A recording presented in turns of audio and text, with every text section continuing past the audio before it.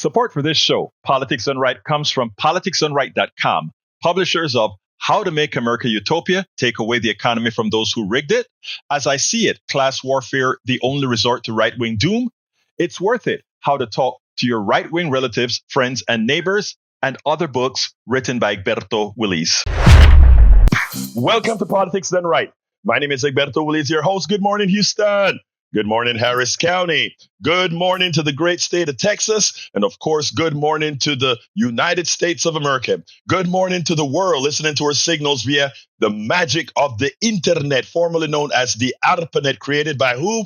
We the people. You the people. Created by us, now controlled by the billionaires. Folks, we are going to have a great show for you today. But before we get started, guess what? We must go to the studio with the geniuses, my good brothers, El Senor Howard Reynolds and Jacques Van Bebber. Good morning, guys. How you guys doing this morning? Yes, I have returned. I'm back beside my good friend Jack here. And, you know, I didn't prepare for today's show. I did not. You did not prepare for today's show. Oh, my God. But let me give you a joke. I forgot to ask Jack this morning if you were there, and I'm like, when I do this opening, I hope Jack doesn't say, "Oops, I'm here by my lonesome again."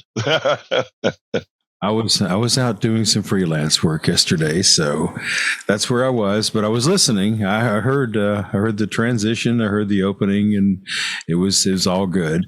And I got to say, I didn't prepare the elements for today's show from getting from Arnie to you, and Jack did that. He even picked out some good music too. So yeah, this guy, I'm telling you, I could not run this place without him. Brother Jack. He's like my right hand, and my right hand man. I just thought you were testing me. And speaking of right hand men, well, it looks like Elon Musk is going to step down out of Doge. Oh, I'm going to cry. I am going to cry too, man. His car company is tanking. You know, he didn't understand, and most people don't when they get involved with Donald Trump, that you die. You lose everything. Rudy Giuliani is a very prime case of that. Mike Pence. I mean, the list goes on. So, Elon, and I know you're not listening, but you have learned a lesson. Do not get involved with Donald Trump because you will lose everything. And there you go. And there you go. Hey, wait, you remember how it used to be? Oh, yeah. It used to be, and that's the rest of the story. What's the name of that guy? Oh, Walter Cronkite. Well, yeah, and that's the rest of the story. Anyhow, okay, Jack. All right. Good morning, Egberto. How are you? Good morning, Jack. How you doing this morning, my brother? I'm good. Okay, here we go. What happens after Trump crashes the economy? Soup lines, bread lines, workers laid off, hungry children. Is it going to send the world economy into a tailspin? This president is a menace and should be removed, along with his billionaire cabinet of cronies. The only thing I won't cry about is when the stock market crashes and the billionaires start jumping out of windows as they watch their ivory towers crumble. Damn, that concrete's hard. I tell you what, I just don't want to be standing underneath the billionaire when he jumps out of the window. So would you please scream really loudly so I'll know you're coming? Yeah, stay away from buildings. Egberto, you have a fantastic show ahead, so tell us all about it. Yeah, we have a great show for you today, guys. The first 20-something minutes of it is an interview I did with a stock finance guy, stock kind of guy who ran a trading thing in New York. And I picked him up on Substack a few months ago. And I want to play the interview that we did with him. Very important stuff we talk about with regards to the tariff, etc. And then we'll come back and, of course, take your calls. If we don't have a lot of calls, there's another subject that I want to cover, which is the $7,000 tax that these tariffs really represent to families in here in the United States of America. But without further ado, let's get busy with the interview. And I tell you, folks, I want to talk this stuff because I want Americans to understand what's happening here. Donald Trump took a viable economy, a strong economy, and dumped it in and destroyed it in less than 10 weeks. There's something about how, if something is real, how can one person do that? We'll talk about that, but let's go ahead to the interview and then we'll come back on that, brothers and sisters. What's wrong with me? I should say sisters and brothers. Anyway, let's get busy. Welcome to another edition of what I'm going to start calling the Weems Show, Willies Show on Egberto, Politics and Right. Hey, Mr. Marlon Weems, how are you doing today, my friend?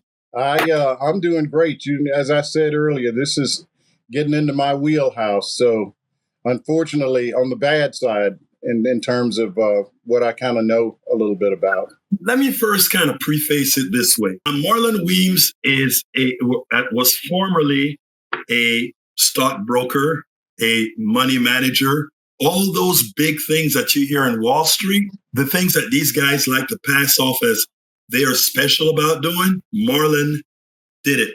So he understands all that's going on right now. Marlon, first of all, why did Donald Trump somehow believe that he could do what he's doing with tariffs and it wasn't going to have this explosive effect on the stock market? And it's not just today. This decline has been precipitous from the time people had a feeling that this was going to be real. Exactly. Let me clarify. I wasn't a stockbroker per se. What I did was I headed up, when I was working in New York, I headed up an algorithmic trading desk. Some people call it program trading, quantitative, whatever. And so my clients were people like, state pension funds, the big California funds, but also corporate clients like Microsoft, Walmart, and the like. I used to manage buyback programs for guys like that.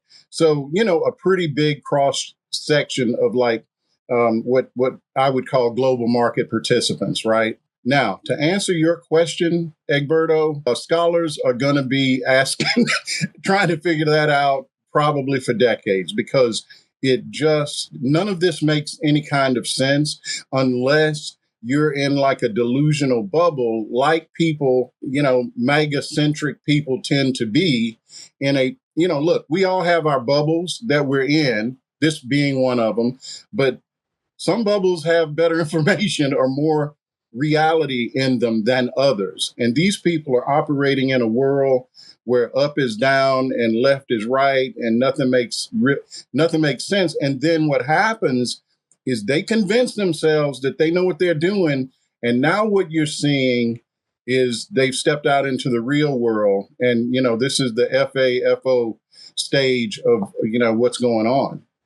Sadly, these are people that are less than mediocre. The entire Trump, from Trump right down to his administration, these are people that are less than mediocre. In order to cover that, they in an infantile manner try to make themselves believe that some of their problems was caused by diversity, equity, and inclusion, not realizing that they are the result of us not having a strong implementation of diversity, equity, and inclusion, because that kind of mediocrity or below mediocrity could only exist if all the participants in our country were not given that opportunity to actually excel. Now what we have, or, you mentioned something there, Marlon, that is so important. You said they have started to believe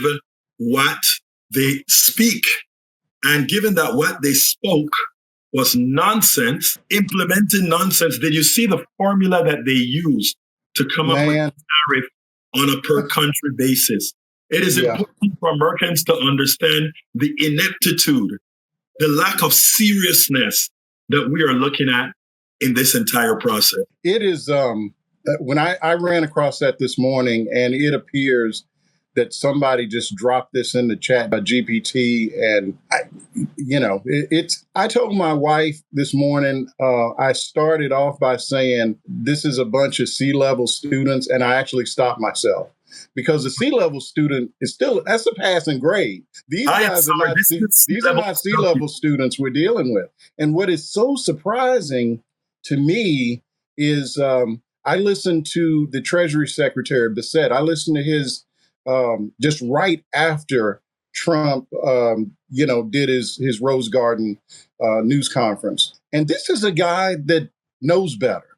Right. And you could just see him trying to massage around the reality he was saying the economy is solid, which runs counter to what Trump and everybody else on his team has been saying for the last 2 years. He continued by saying, well, the reason the Mag 7 stocks are going down is really because of DeepSeek, this AI system, out of China that surprised everybody. But that was, a month ago? Okay. Well, how do you explain today? And the reason the tech sector it seems to be a surprise to them, but where do they think all these chips are coming from? Where do they think all the technology comes from that guys in the tech sector are using?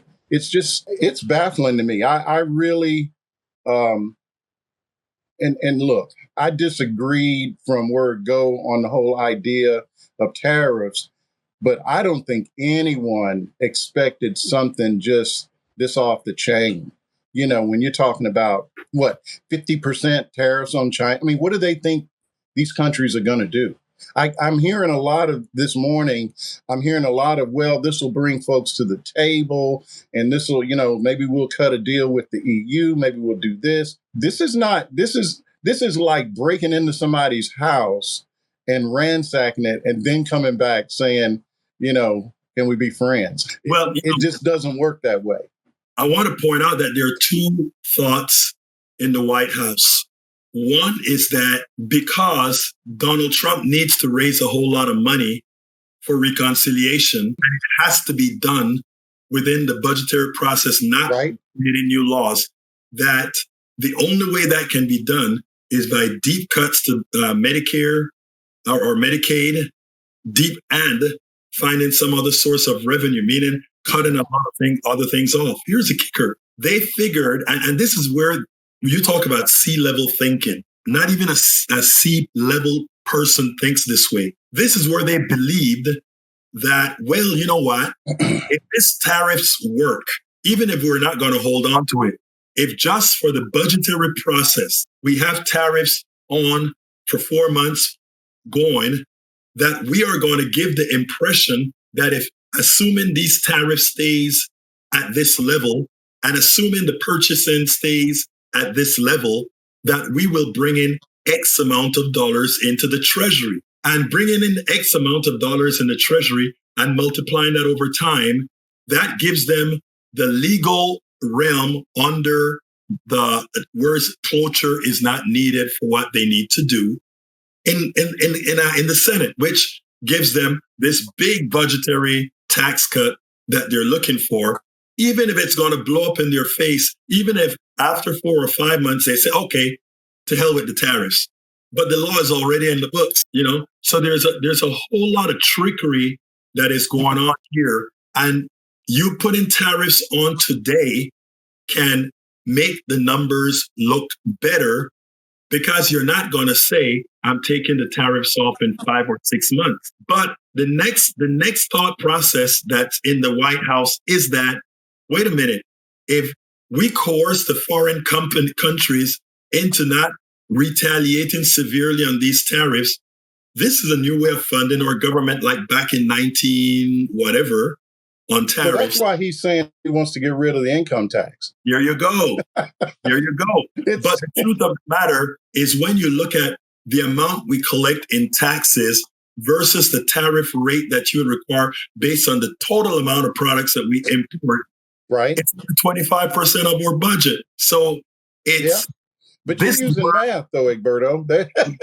They're not using like real, remember we were kids, they had that new math. Well, this is the new math, because it's not even adding up.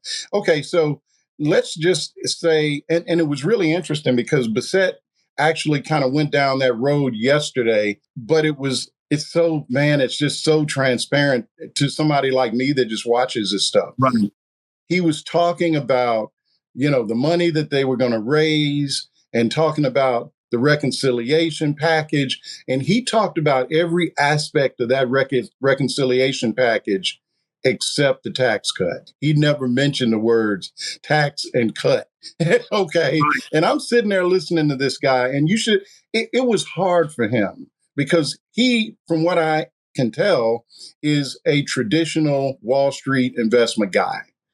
And he's now sucked into this world of suspended disbelief where, you got dragons and dinosaurs at the same time on Earth and and man riding on dinosaurs, just crazy stuff, right? So he was talking about this, but the numbers don't add up. We're talking about a $5 trillion tax cut minimum. You got Doge over here. What are they saying they've raised so far? Well, first of all, we don't know the math. They won't show their work, right? So I think maybe they've raised $1 trillion, if you believe them. Believe them. Please, don't put that into the ethos. I'm just saying that's what they're saying they've done. But the reality, it is under 25 billion total. Well, it's nothing. It's not much of anything. And so the math doesn't work. I don't even know how much you would have to, what level of tariff it would take to offset. Now, keep in mind, though, I haven't seen this package that I guess it's with the Senate now. But what I do know was the House Budget Committee, a couple of months ago, had that wish list that had everything on it, like, just possibilities of things they could cut to get to where they needed to be. And that included mortgage interest, okay? Of course, Social Security, Medicare, Medicaid, all of these things. So it's smoke and mirrors, man. It's just smoke and mirrors. This is something that, I think Americans need to understand this. This is not, you notice when you said the Treasury Secretary spoke about how the reconciliation was going to work. And the one thing he didn't talk about was the tax cuts. Right. The other thing he didn't talk about was who is paying for these tariffs. And for all the MAGA folks that are listening to us right now, the MAGA folks are paying as a percentage more for these tariffs than anybody else. The red states are going to pay more in tariffs than the blue states. The poor people, as a percentage, will pay more in tariffs than the wealthy people or the middle class. I want them to take a look and go to Walmart, because Walmart is filled up with things from China, which is now at 34% tariff. Go to Walmart and turn made in where? In every single product at Walmart, because that's where you shop. MAGA folks, go check it out. And now all those products will have an increase in price passed on to you because your Führer has posted a 34% tariff on China. China isn't paying that. The corporation's going to pay that and pass it right back to you. Because guess what? Even that 34% margin is not enough for these guys to cover. So your Führer can tell you anything, but you are going to pay the price. Marlon. Well, I mean, it's pretty cynical, because if you think about it, the tariff is essentially a tax on everything that you buy. Right.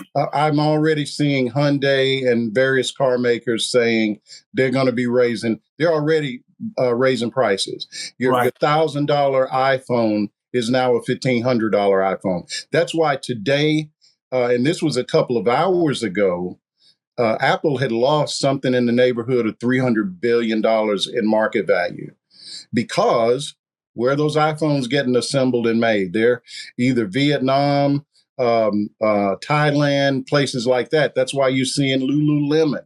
So you're buying some yoga pants. Guess what? They're going up.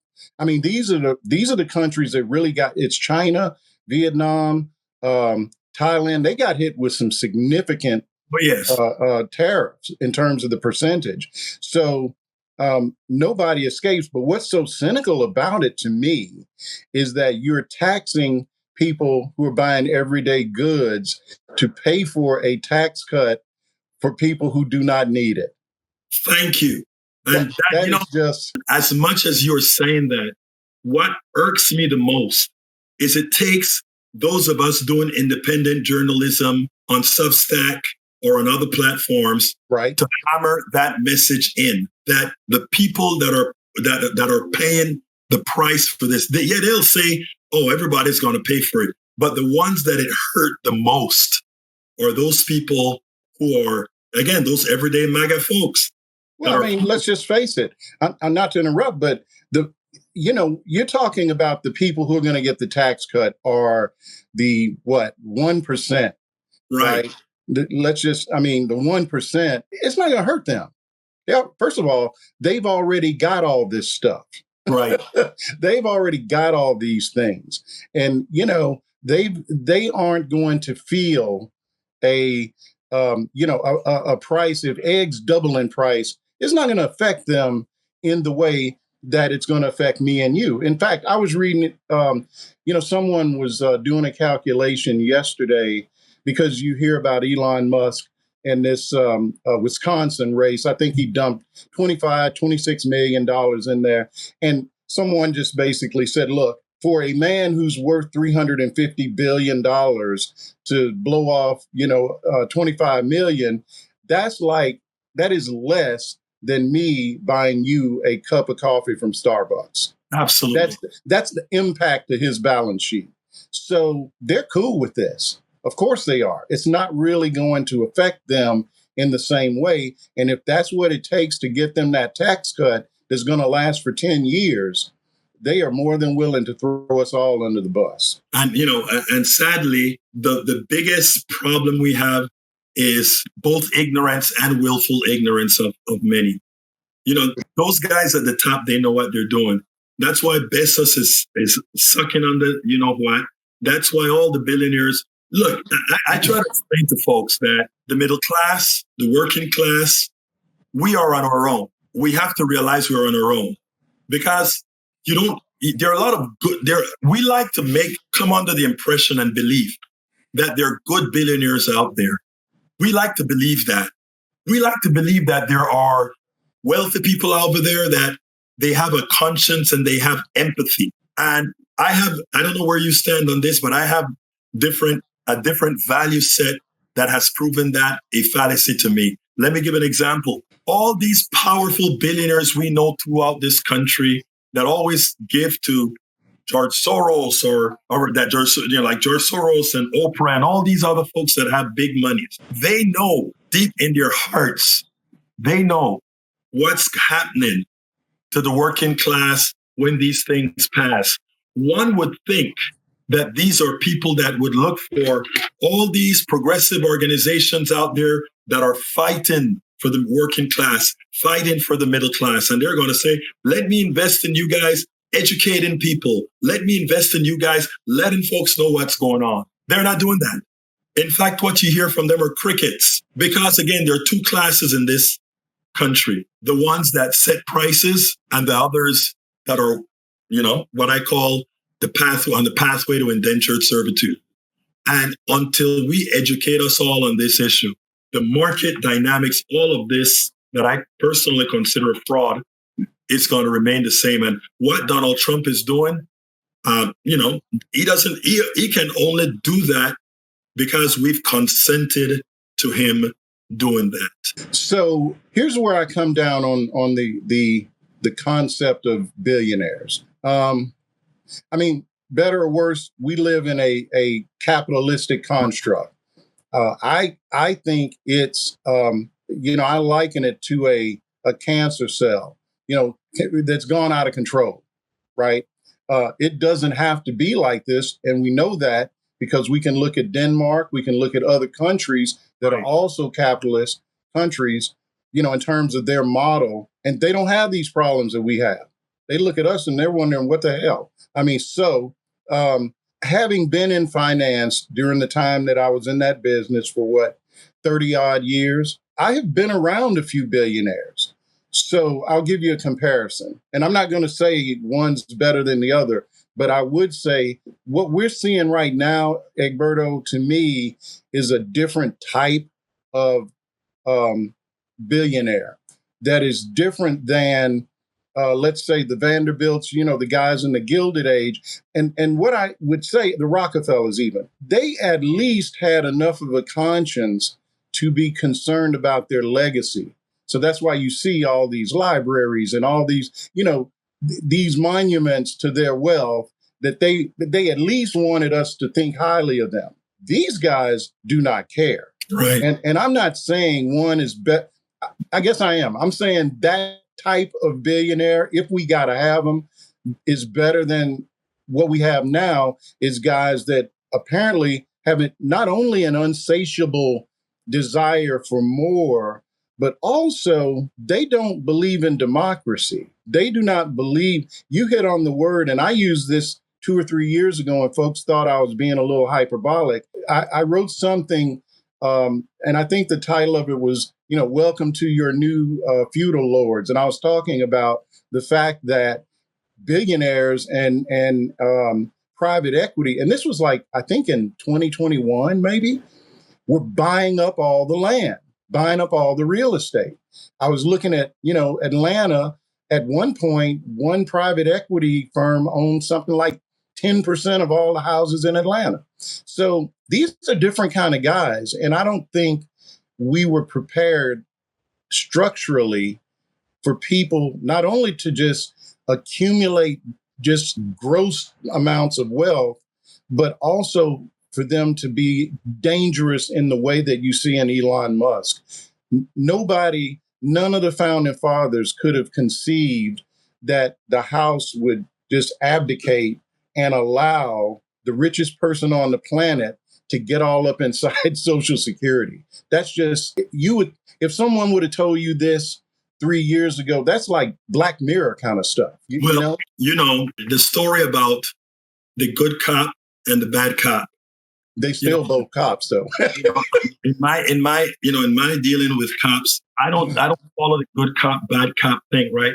Because I think the good cop who knows about the bad cop and does nothing about it is a bad cop.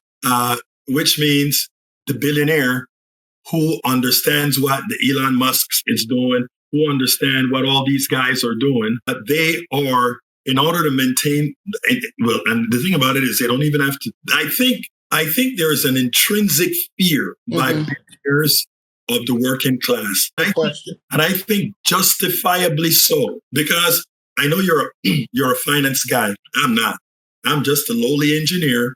Come on, man. That's it. Listen, man, my son is in school right now, majoring in computer engineering. I won't go near his homework. Well, tell your son, I love your son to death, okay? But what I'm saying is, believe in his numbers.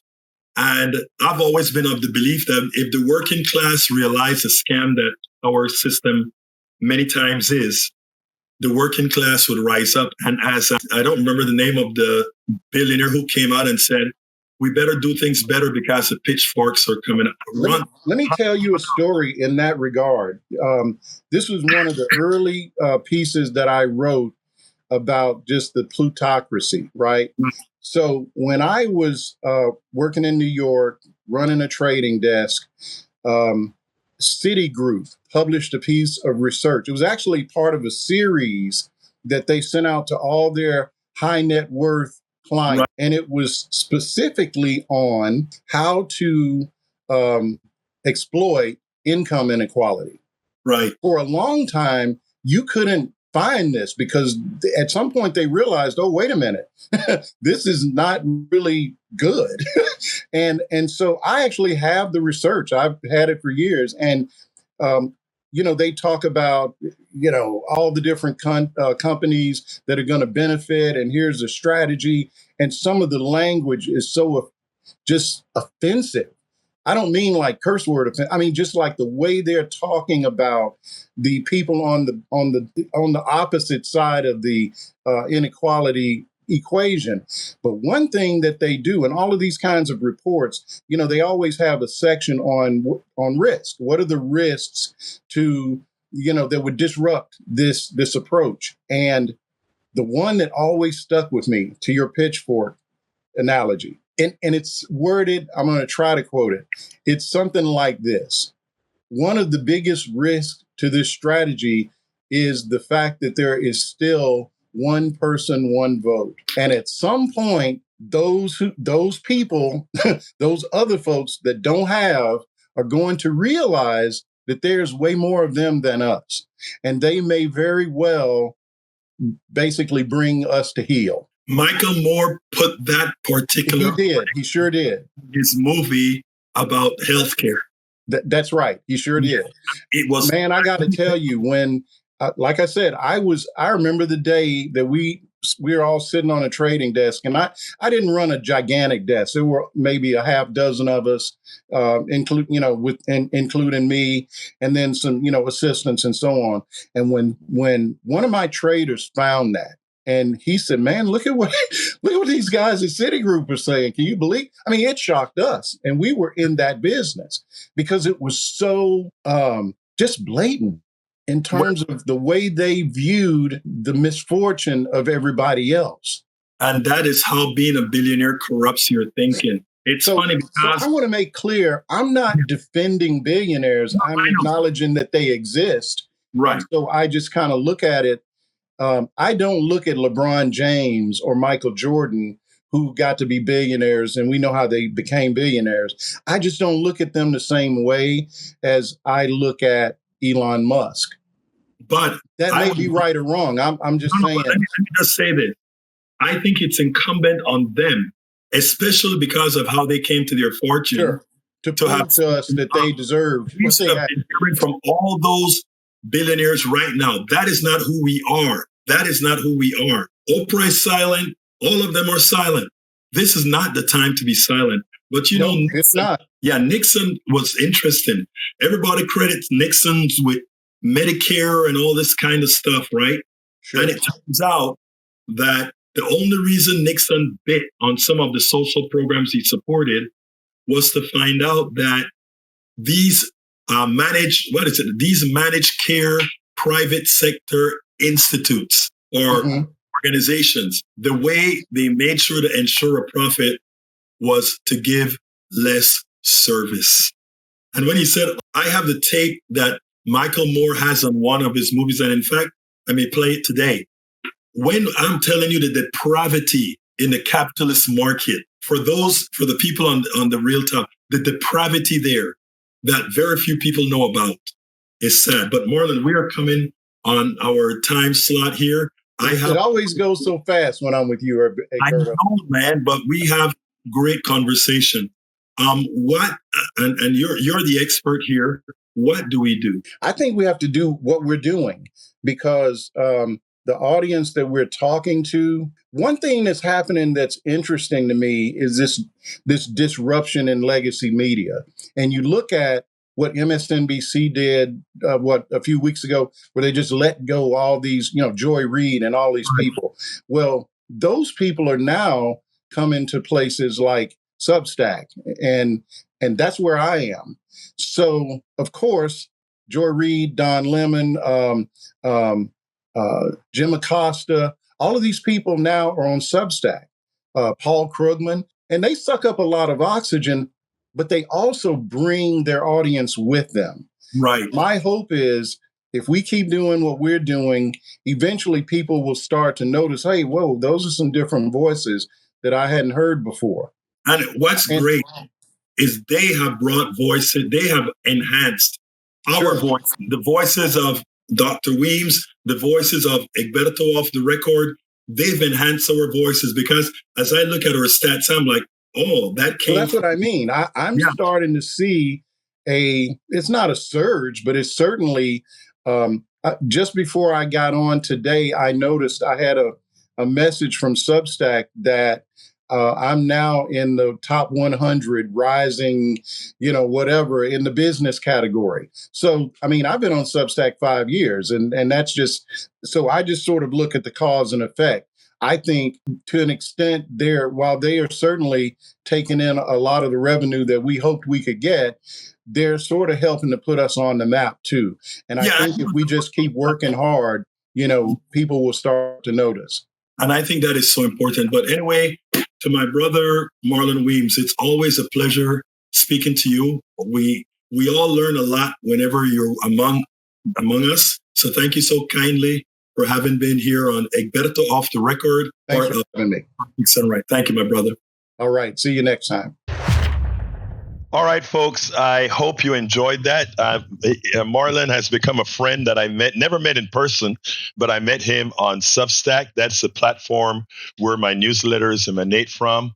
Love the guy. I want to welcome Melanie Keelan from Barcelona, Spain is on with us. We also have Glenn Ryan from Katy, Texas is on with us. Thank you for being here, Brother Glenn. We also have, of course, Jackie Campigi from Katy, Texas, I believe. She says, happy Friday. And she says, do you think businesses are going to lower prices after tariffs are lowered? Businesses won't lower prices, she says, and she's absolutely right. Want to welcome Gail Kunis on Substack from Georgia.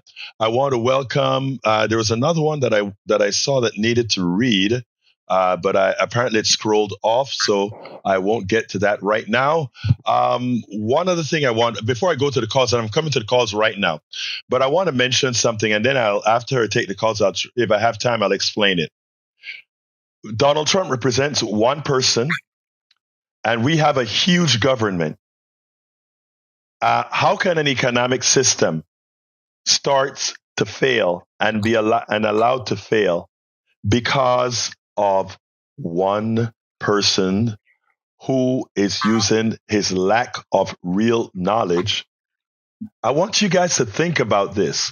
The fragility of this economic system is one of the things that proves it's based that I'm not talking about the economic system proper. I'm talking about the frills around the economic system is based on so little.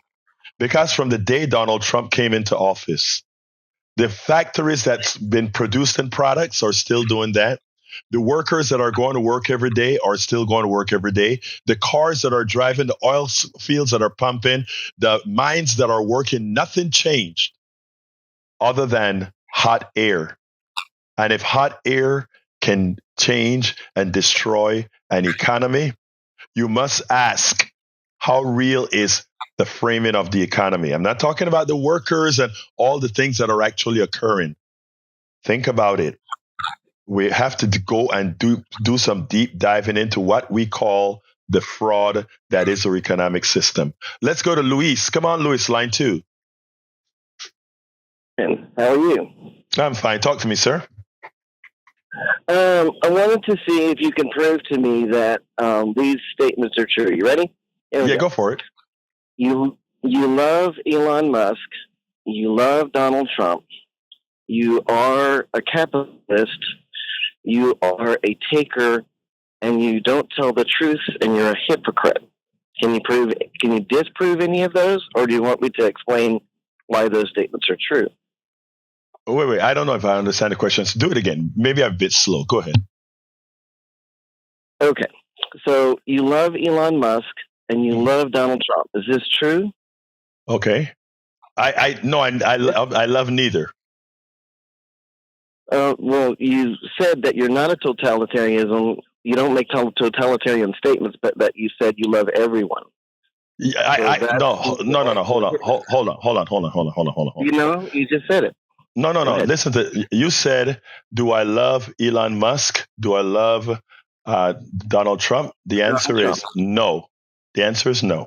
Okay. You said you love everybody, but then that's not true. Okay. You're a capitalist. Is that true? No, I'm not a capitalist. Do you support capitalism? I support capitalism as a tool. But do you support capitalism? I just gave you the answer, and that's a factually based answer. I support capitalism as a tool. If you want an example, and that's what I'm saying, simplistic MAGA thinking doesn't work. You ask me, am I a capitalist? No. Do I accept capitalism? I accept capitalism as a tool because it has its place. And let me give you an example. An example is what is capitalism? when it comes to a capitalist company. It's a company who goes ahead and mixes resources. And after it mixes resources, it goes ahead and capitalizes these, sells them as stocks, etc. All these things that make up the capitalist system. In some markets, I think that is fine. For things that don't matter from a humane point of view, that's fine to have that system in that modal. But as to run a country as a capitalist country, that is fairly evil. But continue, sir. But you own a business. Yes, I do. And every business. No, again, here's the thing. Sir. That is the problem. The problem is, and hear me. I want to say this with respect, right? What many on the right they like to do is they try to simplify things in such a manner that you can make some silly statements of if you own a business, you are a capitalist. That's not true. Okay, there are various forms of businesses. The type of business that I did own as a Willies computer software company, that was a capitalist business. And I've written a whole lot about some of the pains that I had in the way things were priced, etc. As I grew up, as I learned, let me finish. As I grew up and as I learned, I moved from being a capitalist into being a free enterpriser. And what it meant, it also has a social conscience in realizing that in as much as I created all these products out of my own intellect didn't come solely from me. It came from you. It came from many others who invested in a system that gave me said intellect. And as such, anybody who believes that because they formed a company or created something that they are the sole ones who should be rewarded by that is a form of thinking that is, again, that individualistic capitalist thinking that is simply wrong. Continue. So you had some slaves working for you? Well, actually, the type of company that I had depended on private contractors, and private contractors set their prices, etc. So it was more indentured servitude, I would say, but not slaves, as let's say we as employees, depending on where we are. So that's how it is. But continue. So you can try, but you're going to lose this argument. Continue. So you couldn't have done it without the help of others? Absolutely not. No way. And that's my point. That is my point. Nobody is an island. Continue. So you're just like Elon Musk is what you're saying. No, I'm again, that you see the simplistic modal that you're trying to use. That is why the system is a failure. Continue. Okay. So you're saying that you worked off the backs of others to earn your living. Yes, I did. Yes, I did. In the beginning of owning a company, that's what I did. Yes. Yeah. Nobody talks about capitalism not working, sir. I mean, capitalism absolutely works. But the problem with capitalism in the form, listen to what I'm saying now. The problem with capitalism as it is that it should never be I take advantage of you. An economic system should not be I take advantage of you. And what I explained in several of the books that I wrote is a pain I always felt. Selling a license for the invention that I had for $10,000 and Boeing having no problem buying that one license for $10,000. It always gave me pain. Wow, that's amazing. But when I realized that pricing power is what ran everything, and that the person who bought that ticket at the end ultimately pay it, the working class pays for everything. That is when my change came, when I started to unlearn the evil of what we learned in the form of business that we learned here. Continue. So you became an oligarch along the way, correct? No, not at all. What dollar amount is an oligarch? No, oligarch is not a dollar amount. Oligarch has a very specific meaning. But anyway, move on to what you want to say, because I got calls that I need to take. Okay, so you will be a taker when you start taking Social Security, correct? No, because I paid into Social Security, and not only I paid into Social Security, and I would have probably paid into Social Security more than I take out. But go ahead. So investment. You pay into Social Security more than you take. No, it's not an investment, sir. Social Security is a social contract, and again, you see the simplistic way that you guys want to build things up is a problem. But I don't have time to play the game a little bit longer. But let me just tell you this: I'll stop, Lois. Stop. I will entertain you on another day when I don't have a half-hour thing that I played, because I would wait. Stop, sir. Stop. Listen. We'll play this game. I promise you, when I don't have a tape to play, call in, and I will play this game with you, and I'm pretty sure you'll be shredded. But thank you very much, my brother. Let's go to Anthony. Come on in, Anthony. Yeah, good morning. I just read on CNN that Trump fired the director of the National Security Agency. Okay. Based on a recommendation by one of his conspiracy theorists who yes, it's true. 9/11 was an inside job. So it's very concerning because, as you know, the NSA is the largest intelligence gathering organization in the United States. They listen into people's calls and communications every day and gather intelligence in numerous different ways. So Trump's making us less safe, and he's doing exactly what Putin has asked him to do. And then I wanted to go back. You had talked about briefly yesterday about the fact that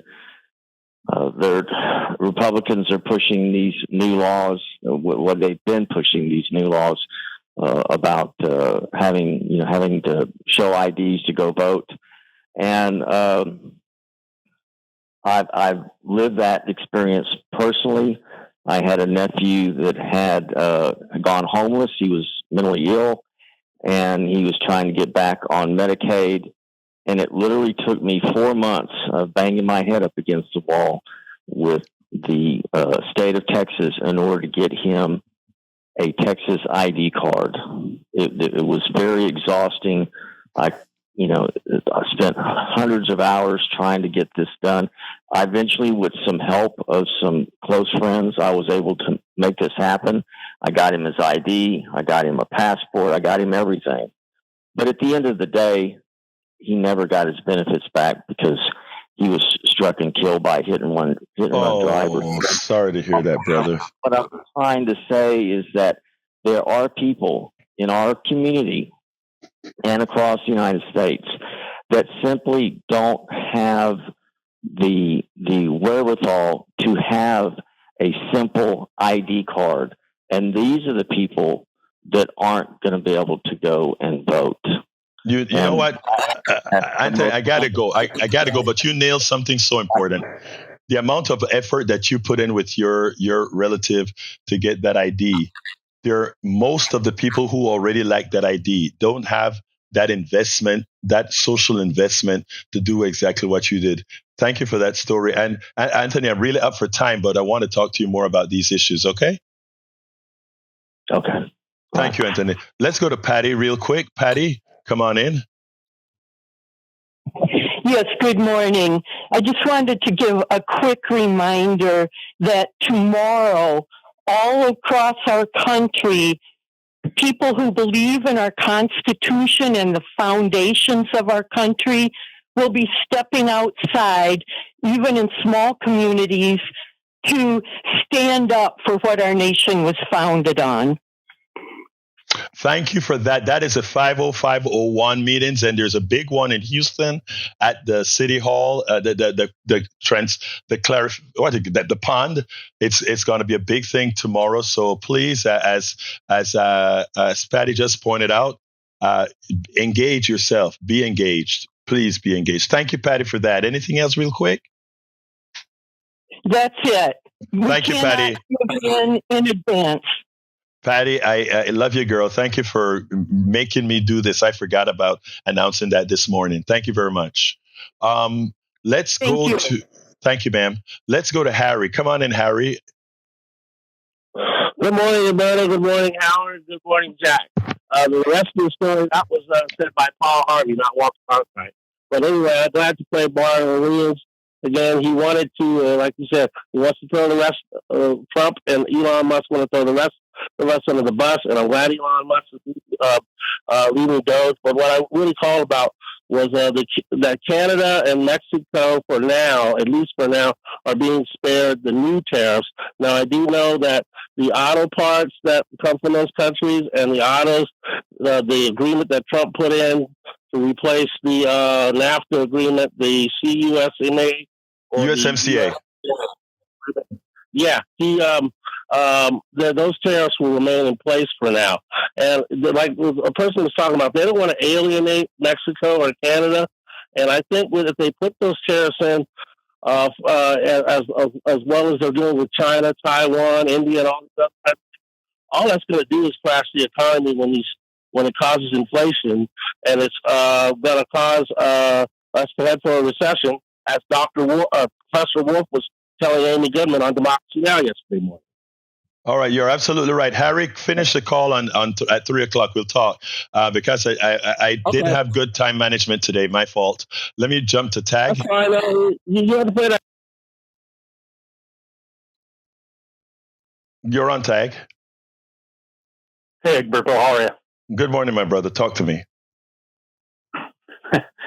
Yeah, the real issue with Trump's policy, he talks about wanting to cut taxes. I don't think he's going to cut taxes that affect us. No. By and large. You're right. And that's one thing that people don't seem to consider. Like if he cut tax on my retirement funds, like so I could go take some money out of my retirement fund, that'd be great. But I don't think, or if he's going to cut taxes on tips or wages, like he said, I don't see cut taxes coming in that avenue. And so that's the things that really bother me. The one guy, Lewis, I think that just called, he was hammering about capitalism. Mm-hmm. The real problem with capitalism for Lewis is venture capitalists. These guys that buy these huge companies and then they liquidate them, and the next thing you know, that section of our economy is gone. Yeah. And this is what's been happening. And then these people go overseas to replace that. Well, now all of a sudden you can't go overseas to replace that anymore. Tag. Look, I got to go, but I just want to say that you brought up the very smart issue that needs to be said. And that is, once you bring up venture capitals or the people who move around stocks, etc., that is where the fraud exists, because these are people making money off of doing absolutely nothing. That's capitalism. Free enterprise, and it's all the other folks that are doing things. But we'll talk about that another time. I got to go. Thank you very much, Tag. I got to get to Patrick. Bye-bye. You too, brother. Patrick, come on in. I wanted to help with Luis. I actually like his phone call because you could tell that he put thought into it. It wasn't the best thought. He's not right on everything, but he put thought into it. So I appreciate that. But one thing I want to tell him is, because we're born into a capitalist society, and we didn't make the choice to be born into this. And let me give you an example. I don't agree with deforestation. I think it's a very, very bad thing for everybody involved, environment, economy, everything. But if I go into a Pizza Hut or something and I have to defecate, I have to use toilet paper because that's what society offers me. It's the same with capitalism. This society offered me a hunk of poop, and I'm trying to handle it the best that I can. There you go. I mean, I wouldn't have said it that way, but Patrick, I couldn't have said it any better. Thank you, my brother. Let's talk at 3. All right, let's go to Brian. Come on in, Brian. Okay, so Patrick's an Uber driver. Is he making money off the backs of others? Patrick is not an Uber driver, but but that doesn't matter. If is Uber drivers making money off of others? No, Uber is exchanging a service for a service for cash. That's what they're doing. But when a stockbroker sells a piece of a company, they're exchanging nothing. Go ahead. No, so that's exactly it, isn't it? You have No, a it's choice. not. No, it's not. It's no, it is not, brother. Don't like the job, you can change. Brother, what I said when I explained in my book, How to Make America Utopia, I said the following. We should have a bifurcated economy, one that works on that which we speak about, that, I think that's what you're alluding to, but one that acknowledges that certain things are rights. Healthcare, energy, certain parts of our economy should not be governed by the rules of free markets and capitalism.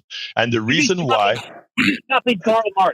Why did you interrupt? Why did you interrupt me? Why did you interrupt me when you complain when people do the same to you? Why did you do that? All right, I'm continuing. Limited time. All right, goodbye. All right. Anyway, let's see. What I wanted to say, folks, is I talk about a bifurcated economy. One where laissez-faire, it doesn't matter because it doesn't affect somebody's ability to stay alive. And the other piece, the part that is collective, is the part that all of us, we all need a basic income. We all need to have healthcare. We all need to have be able to move around, etc. So we have to start putting humanity into our economic system. And until then, we will continue to have the fights. The problem is we have too many that buy the Kool-Aid and indoctrination that's coming from the plutocrats who have they don't care about you. Too many of you care about people who care nothing about you. Housing should be a right too. Exactly, Gina Scalut. And thank you, Gina Scalut, for the smart commentary in Substack. And let's see. Let me pass it to the studio before we close. Okay, Egberto. I was sitting here thinking, I see this on social media is, why you were all upset when all the government employees lost their jobs. Why are you going to be upset when we close down Tesla or, all the Tesla people lose their jobs? There's a big difference there. Tesla is a for-profit company. Mm-hmm. They don't service anybody but themselves. The government was a service. That's why we're upset about that. Exactly. Losing their jobs. Jack? Yep, KPFT, smarter than your average bear. Anyway, folks. All right, folks, look, let me tell you. The rest of the program is at politicsdoneright.com/newsletter, politicsdoneright.com/newsletter. If you want to write me directly, complain, do whatever, go to kpft@politicsdoneright.com, kpft@politicsdoneright.com. I love you all. Don't listen to what Lewis is saying about my love, whatever.